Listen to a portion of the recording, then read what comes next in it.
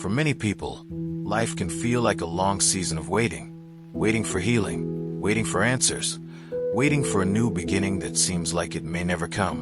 But what if the greatest mistake people make is believing that God's silence means God's absence? Isaiah 61 reveals a truth that challenges everything many have assumed. The broken season is not the end of the story. There's a moment when God's favor breaks into human pain, bringing hope to the hopeless, freedom to the trapped, and restoration to those who thought they had lost everything. In this powerful chapter of the Bible, the reader discovers that God's promise is not simply about changing circumstances. It is about transforming lives. As we read Isaiah 61 and explain its deeper meaning, a surprising message begins to emerge. The favor of the Lord is not reserved only for a distant future, but it reveals God's heart toward people today. But there's a question that cannot be ignored. What does this prophecy truly reveal about God's mission, and how can someone experience the same restoration described in these chapters? Then, let's read the chapter together. The Spirit of the Sovereign Lord is on me, because the Lord has anointed me to proclaim good news to the poor.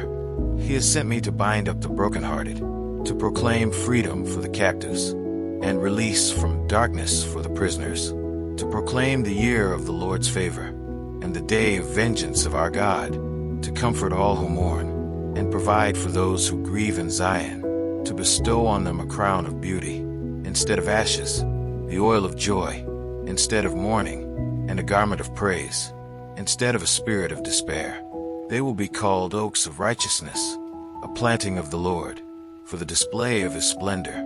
They will rebuild the ancient ruins, and restore the places long devastated. They will renew the ruined cities that have been devastated for generations. Strangers will shepherd your flocks. Foreigners will work your fields and vineyards, and you will be called priests of the Lord. You will be named ministers of our God. You will feed on the wealth of nations, and in their riches you will boast. Instead of your shame, you will receive a double portion, and instead of disgrace, you will rejoice in your inheritance, and so you will inherit a double portion in your land, and everlasting joy will be yours. For I, the Lord, love justice. I hate robbery and wrongdoing. In my faithfulness I will reward my people, and make an everlasting covenant with them. Their descendants will be known among the nations, and their offspring among the peoples. All who see them will acknowledge that they are a people the Lord has blessed. I delight greatly in the Lord. My soul rejoices in my God, for he has clothed me with garments of salvation, and arrayed me in a robe of his righteousness. As a bridegroom adorns his head like a priest, and as a bride adorns herself with her jewels. For as the soil makes the sprout come up, and a garden causes seeds to grow, so the sovereign Lord will make righteousness and praise spring up before all nations. Let's say a quick prayer to thank the Lord for his mercy. Father, thank you for this moment and for allowing us to learn more from your word. Thank you for showing us the beautiful message of Isaiah 61 and reminding us that your heart is close to those who are hurting, searching, and needing restoration. Lord, help us not only to understand these truths, but to live them every day. Teach us to carry your love, bring encouragement to people around us, and become instruments of hope, healing, and kindness wherever we go.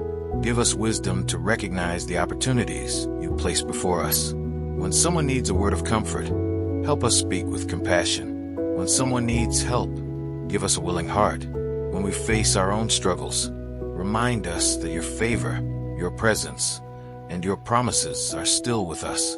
Thank you for showing us that your work is not only about changing our circumstances, but also about changing who we are. May everything we learn today bring us closer to you and help us reflect your character in our daily lives. In Jesus' name, amen. As this journey through Isaiah 61 comes to an end, one truth remains impossible to ignore. God's favor is not just a promise to admire, but a reality meant to transform the way people live. The Bible reveals a God who sees the wounded, restores the broken, frees the captive, and gives purpose to those who feel forgotten. When someone takes the time to read and explain these chapters, they discover that God's work is not only about receiving healing, but also about becoming a source of healing for others. The message of Isaiah 61 invites every person to look honestly at their own life. What areas still need restoration? What fears, regrets, or wounds have been carried for too long? Are there people around them who need the same encouragement, compassion, and hope that God has already offered? Sometimes the greatest change begins when someone stops asking only, "What can God do for me?" and starts asking, "How can God work through me?" Jesus fulfilled this prophecy by bringing salvation, freedom, and renewal to humanity, and his followers are called to continue reflecting that same heart. The world is filled with people searching for hope, and many times God chooses ordinary people to become the answer to someone else's prayer. A kind word, a helping hand, a moment of forgiveness, or a decision to love can become a powerful expression of God's favor. So the question is, will people only hear about God's restoration, or will they allow that restoration to change the way they think, act, and influence those around them? Will they remain spectators, or will they step into the mission God has prepared for them? The chapters of Isaiah 61 challenge every believer to move from receiving grace to sharing grace. If this message helped you understand the Bible more deeply, take a moment to apply these lessons in your daily life. Share in the comments. What part of Isaiah 61 spoke most strongly to your heart? And what area of your life are you asking God to restore? Don't forget to subscribe to the channel and turn on notifications so you can continue learning more about God's Word and discovering the powerful truths hidden throughout the Scriptures. And as always, don't forget to check the last video and learn more about the Scriptures.